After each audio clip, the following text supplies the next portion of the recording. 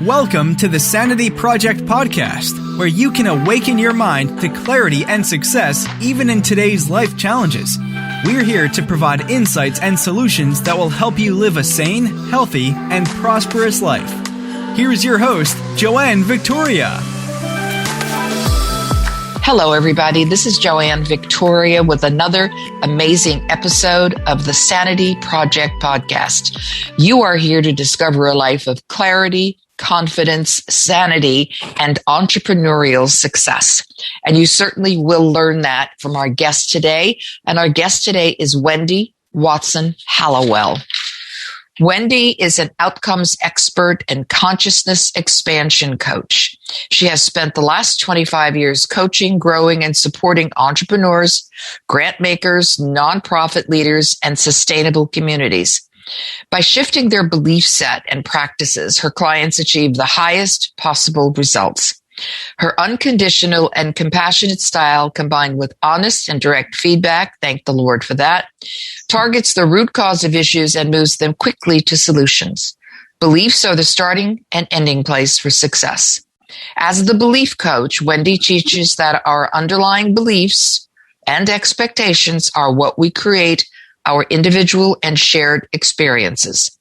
Change your beliefs, change your reality. Welcome to the show, Wendy Watson Hallowell. Thank you, Joanne. It's so nice to be here. For you and me both. I'm looking forward to a very interesting conversation. And of course, I have to remind people that you have two books, Live a Life You Love and Make a Living Doing It, and 7 Beliefs That Limit Your Life and How to Change Them. And today we're going to talk about one of those beliefs, which is the lack of abundance and the beliefs that people have about it.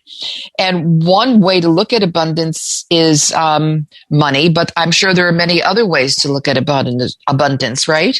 Yeah, there are. And just, after this last year of experience for all of us, when things were so dramatically different in 2020 and still are now, abundance has seemed even more difficult, whether it's abundance of pleasure or in our relationships or recognition or contribution or health.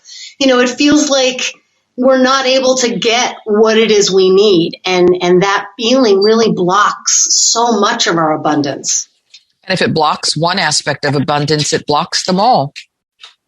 Yeah, it really does. It's one big channel flowing in, and it shows up in a whole bunch of different experiences that we have on the inside and the outside. Well, I know it's been posted newspapers and online that the rich got richer this year. And I think they might have a different view of what abundance means to them because, take Jeff Bezos for one.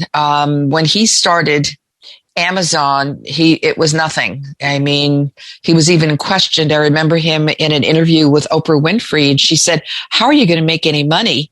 And his response was, I can't remember exactly, but it was very, he said, "We will," in so many words. He said, "We will," because he had this plan in his mind, but more than that, he had a belief. Yes. He had a belief, and he also, while neither one of us know him personally, we've certainly been watching his actions over the years. He is someone who believes that he creates his own reality. And that is the thing that separates those who are experiencing abundance and those who don't. That's really the big distinguisher. If you are thinking that everything's happening to you and everything's already set up and you don't have any influence over it, then you are going to feel that you are at the mercy of what's happening outside of you, which will block all of your abundance. When we understand that we're actually the ones creating our reality by where we focus our intention and our attention, that's how we change our thoughts and our beliefs and the emotions that are tied to that experience. When we start to realize that it's not coming from out there, it's actually being generated from in here. Yeah, there is, as there are no other, I'm going to go off my tangent now. As there is no one else besides myself. Yes. Because everybody that we meet is a reflection of who we are at that moment in time. But it's all one person that there is nothing outside of ourselves. So for people to constantly blame the economy, the divorce, the weight gain, whatever on, the pandemic, the weather, whatever it might be. Yeah. All of that stuff. It's a lot. It's fraudulent. It's a lie. It is. It's a false premise of what's actually going on. You've already gotten to the point, though, of the understanding of we're all of it.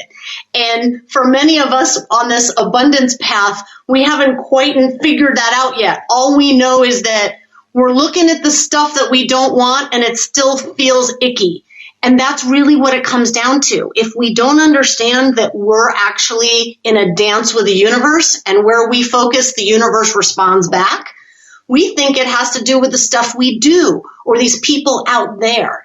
So the thing that I've learned in giving up hard work and, who I align with and who I work for, what company, what person, thinking that was all tied to my abundance, realizing it wasn't. So what do we tell people? What do we tell people, Wendy, in helping them understand or accept? They don't even have to understand. As long as they accept the process and work on the process, the acceptance. People need to understand too much if they have to accept and move forward. And it's like when I tell a client, but when I have this thought, when I have told clients to do certain things in a certain way and they go, why? My bottom line is just like I'm a mother, because I said so.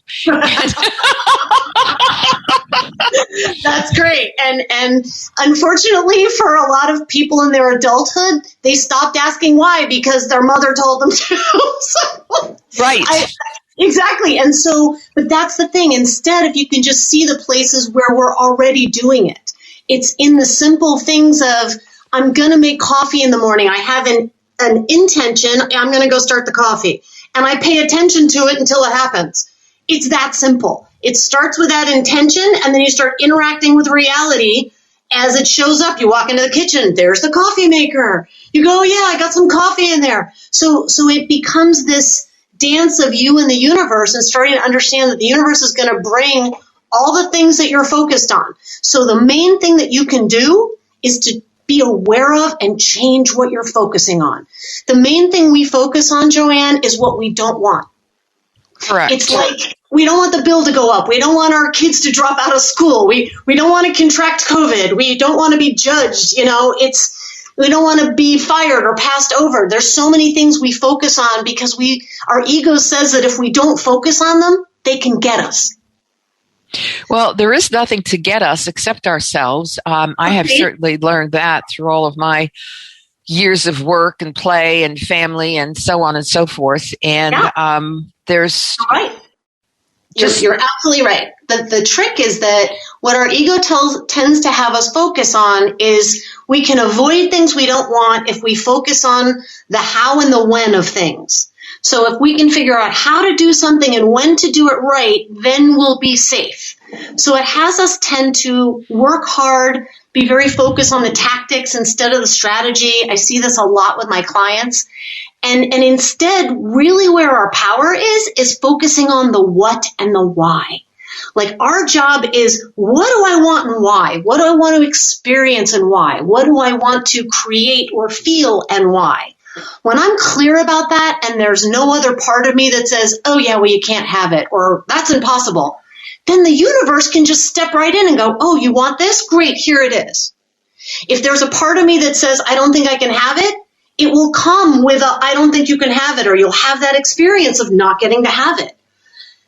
Yeah, I agree with you. I read recently that some book, don't ask, I can't remember, but there was some book where there were some examples about growing a business, and these were all large businesses. And most of them were looking at the how and when, how and where, as opposed to the why. And when Apple focused on why choose them, because they were different and they were going to show the differences, that's how they made their money, because they were different and they acknowledged that. And they obviously are, I guess. They're doing better than I am, right?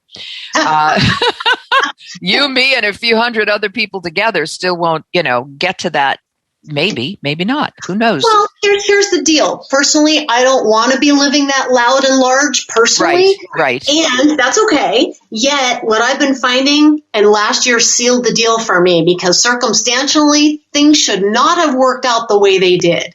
I stopped focusing on where I thought things were going to come from, where I thought the abundance was going to come from. The employers, the jobs, the people, the situations. I stopped focusing on where it was coming from, and instead I got focused on what would I be flowing my abundance to. The outcome. Well, the outcome, my experience that I'm doing it, the why. Why am I doing it in the first place? Right. So it's like been this turning around physically every time. It's like, oh, hang on, I'm looking at where I think it's coming from. Like, what if I don't get this kind? What? Right. IRS, all of it. Where do we look for our money? I have so many clients who are like, well, if when my kid leaves, then my husband won't give me that money anymore, and what am I going to do?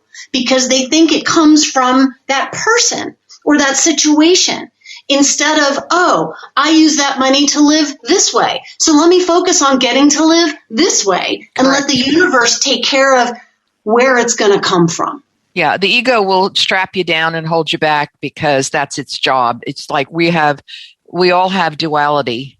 Yes. So when Buddha, before he became Buddha, sat there for God knows how many years, he did nothing. He just sat there. Yep. And the world changed.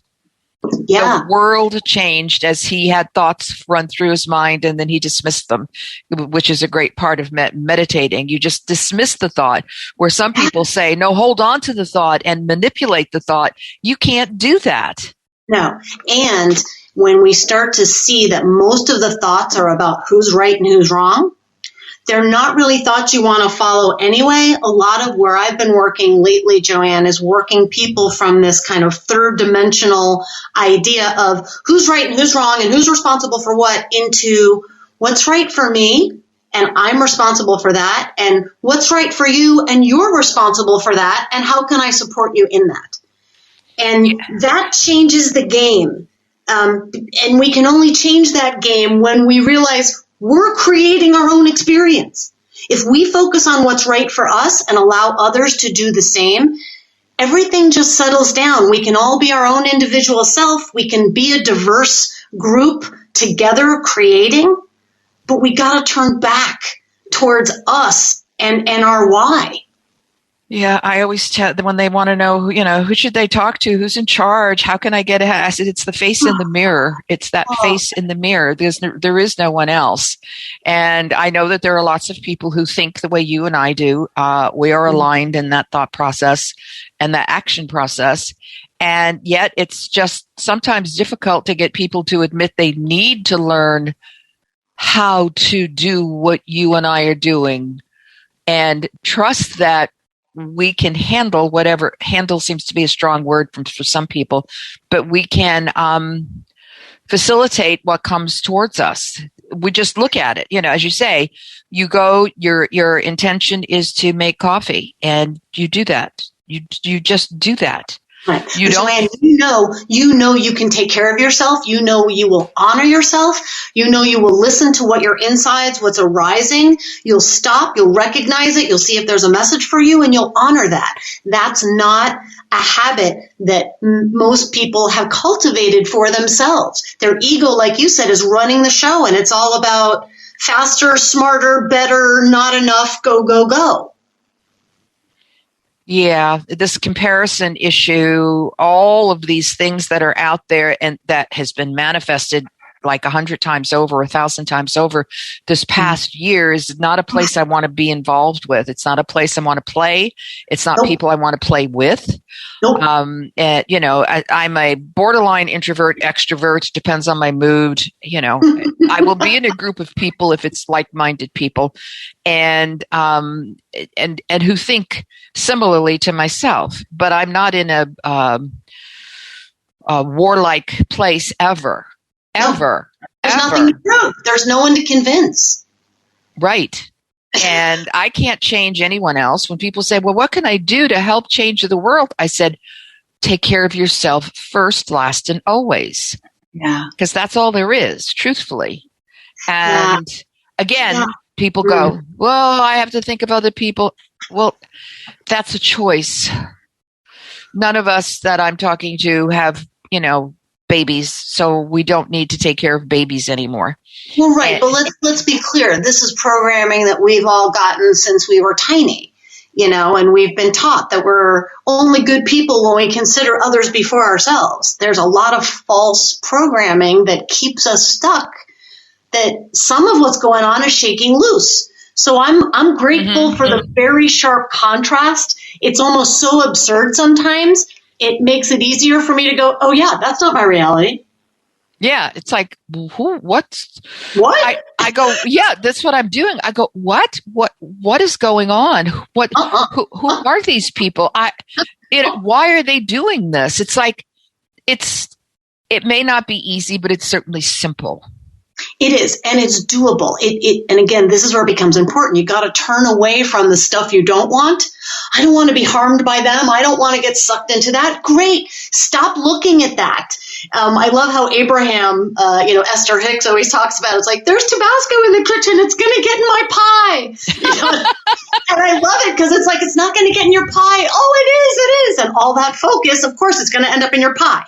So it's such a relief to be able to tell our ego, hey, what we're paying attention to isn't protecting us. We're going to look over here. It feels a lot better, and it's actually having us be a lot safer. Just helping our ego understand that, for many of us, are at that point where it can go, oh, okay, all right, I'll relax. You go do that. It's similar to I get many messages and I listen to them all the time. It's constant every day, left hand, right hand, yes, no, up, down, coffee, tea. Well, I haven't had coffee or tea for 3 years. I only drink water. Yeah. Wow. All right. I have no idea. It just came upon me and that was it. I don't only drink water. Wow. Beautiful. I know. It's kind of odd. No, it's a healthy, high vibrational oddness that we're all moving to. So thank you for paving the path. Oh, good. Well, you got it, people. Just listen to it. That's what's happening. And when I made this decision, when I was given the opportunity, it wasn't even an opportunity. It was just, again, another thought. When I was living in California and they said, you have to leave. I said, well, I'm going to hold on here. No, you have to leave. Where do I go? North. Where? Alaska? Canada, and Canada was in the offing for a while, and then things changed and it said, no, go there. And there was here. There, where? Okay, draw a circle around Seattle and pick any spot. And it was literally that. That was it. And yet in the background, there was a thought that I had had decades before about this little town called SeaTac. And I thought, what an odd name for a town. And I had no idea what it was, and I didn't until I was directed to move here to the greater Seattle area. And then obviously SeaTac is where the airport is here, the Seattle airport. But I didn't know what that was before. But it was somehow the seed was planted in a strange way. And when the time came for me to make a choice, it was Seattle. And then I drew the circle around, and I have probably covered geographically by car all that was incorporated in that circle. And since I've been here, since 2006. And it's a very healing place. It's very profound. I can't explain it, but it's a very profound place to see all of these waves here. Right, and you didn't even know the abundance that was going to come from it, but you felt it, you followed it, and I imagine your clarity about what's important about your next move, about how you want that to feel, and what's important to you, and what you don't want to experience. I imagine that's making things work pretty clear for you as you're making this next move. Yeah, it's... I tell people that you can choose. You can choose what you want. And I can't choose. I can't choose. I don't have the freedom to choose. In fact, I have an article posted today, and it's labeled freedom. You can choose how you want to live the life you want. And I get arguments all the time. Oh, yeah. Well, it's part of the work I do with people and helping them realize where they're still in a victim loop. Correct. And you can't be fully responsible and accountable until you can see the choice that is still there. Just recently, my propane was not delivered. It was a different guy, and he was not happy, and he left and didn't deliver the propane. Yeah. And I went back over what happened, and I noticed I froze like a little girl at an authority who was saying I was wrong and wasn't going to help me. And I used the experience to get clear and to clear that up for myself. And when I did that, it was so clear of what I would have done differently to take care of myself in that moment. It was just right there. I was like, oh, well, of course. So it still is that you have to be clear about what it is you want to experience. And if you're not experiencing that, at some point going and looking at what it is that you're thinking, deciding, holding on to, agreeing to, thinking is real, or you're being a good person by doing it the old way. It usually isn't true. And you have so much freedom, Joanne, because you know that there's always a good choice for you, and you make sure you find it before you act. I do my best, I'll tell you that. I say no a lot, and recently people have been reaching out to me to join these odd little groups on LinkedIn. And I not groups on LinkedIn, but groups started by people on LinkedIn. And I probably shouldn't be mentioning LinkedIn, but I don't really care. Okay. It's strange groups that they're not quite political, they're not quite religious, but I think that they're a blend of the two, but they're not clear about who they are and what they do. And they have lots of rules and guidelines. And I'm going, wait a minute. Number one, I hate rules. I hate rules. So if you try to bind me to a rule, I also had someone invite me to these are the things that happen. People have to hear what's going on out in the world and how you need to be a free thinker. Yes. And a Facebook group about X, doesn't matter what the thing was. And then it said, they usually ask 2 to 4 questions before you're allowed. Even if you're invited to join the group, they will ask 2 to 4 questions that you agree to or not agree to. And one of them was you agree to not sell anything in the group. And I agreed not to sell anything in the group. Then I got a message via Messenger on Facebook. And for those of you who know what I'm talking about, you do know what I'm talking about. And this person wanted to make sure that if I felt the need to sell something on the group, that wouldn't be a good thing, that I'm just editing.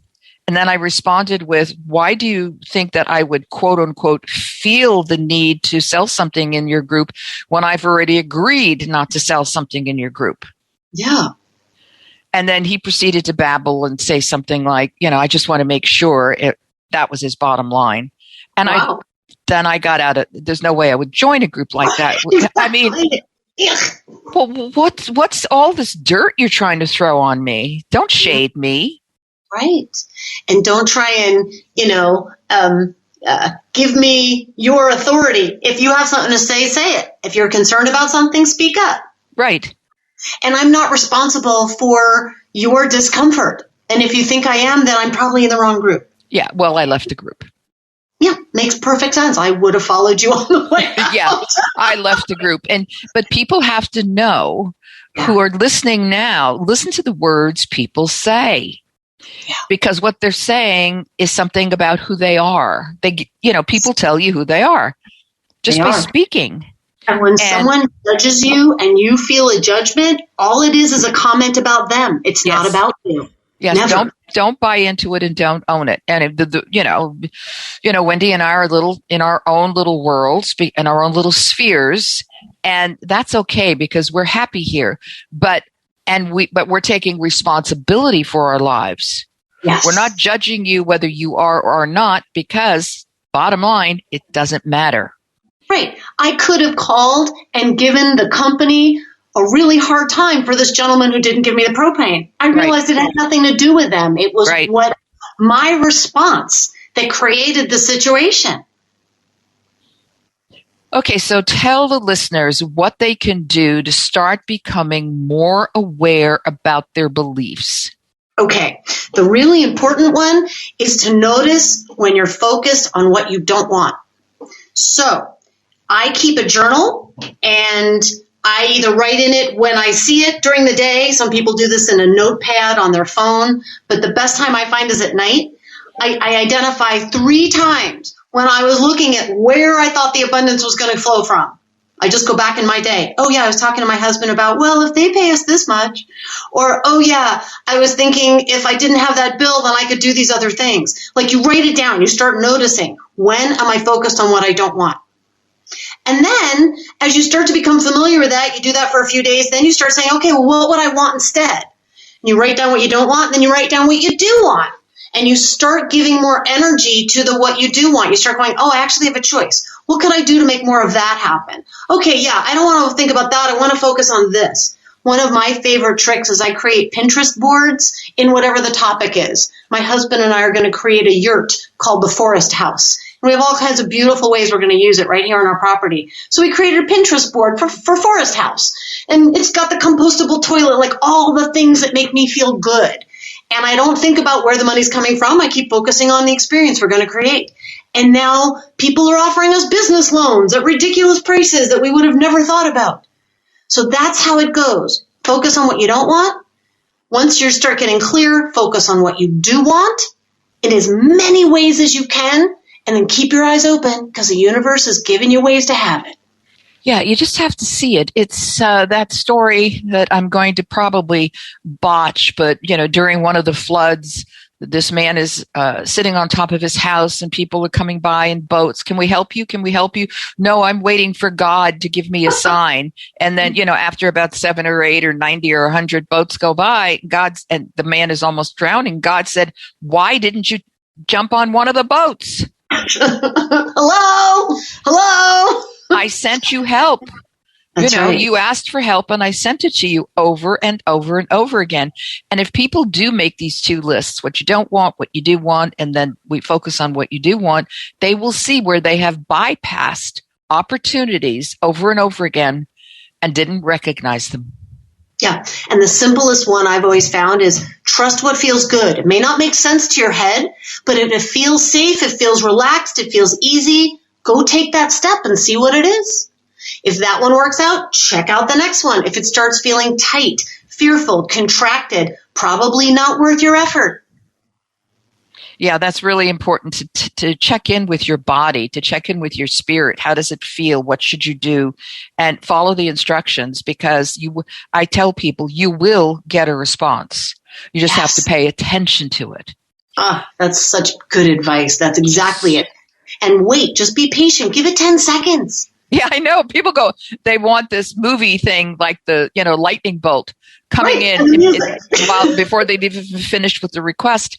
It happens that way, but there's a time you have to take a breath. And the more you do it, the easier the flow between your request and the answer. So it's like anything. It's a new muscle, a new listening. Sometimes it comes in music or what somebody says or, it's staying open to that right brain intuitive side, knowing that information's coming in all the time. Yeah, I get a lot of information from reading my fiction books. It's amazing because I'm attracting authors who have the insights that I need to relate to. So, Wendy Watson Hallowell, how can people find you? Well, people can find me at belief-works.com. That's my website. When you pop up on there, if that some of this sounds good, you can just drop right onto my mailing list. Every Monday, I send out a perspective, which is to help us move from that right and wrong viewpoint into what's right for us, much of what we've been speaking about here with Joanne. I'm also on Facebook, on Instagram, and all the other places that you can find me, LinkedIn, all that good stuff. We'll have all those links. So, and Wendy is available. So if you have a question, go to her website, send her an email, and she will be right there answering you. I want to thank Wendy. Good. I want to thank Wendy Watson Hallowell for being here today. It's been an extraordinary conversation. And for those of you who listen, I want you to know that you have the same instructions that you have from me on most of these podcasts, which is to re-listen to the podcast. Once you listen to it the second time and you start taking notes, things will change in your life. Then you can share this podcast with others, and then, of course, leave a 5-star review on Apple, and we're off. Thanks very much for being here, everybody, and I appreciate it. Have a great day. Bye-bye. I hope you enjoyed this episode of the Sanity Project podcast. Please go to AskJoanneVictoria.com to listen to more podcasts. Check out Joanne's coaching programs and get a free copy of her report, 5 Steps to Achieve Life-Work Harmony. That's AskJoanneVictoria.com. Take care, and thanks for being here.